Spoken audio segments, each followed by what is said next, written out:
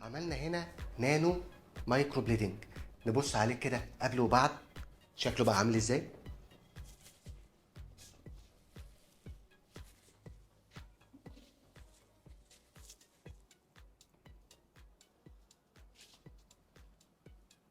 طبعا النانو بتبقى خطوط رفيعه،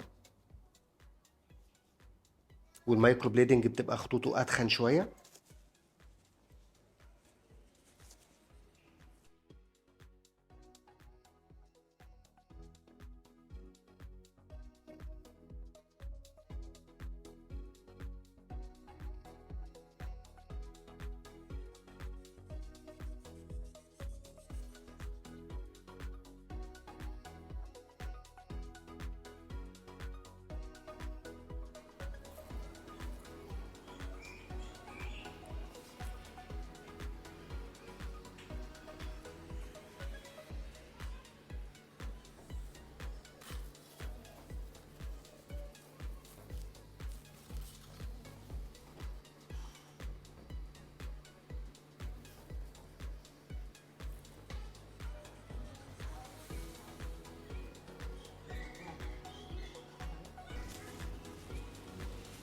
طبعا زي ما قلت لكم قبل كده ان النانو مايكرو بليدنج بتبقى الشعرات بتاعته رفيعه، فبيبان نورمال اكتر او طبيعي اكتر.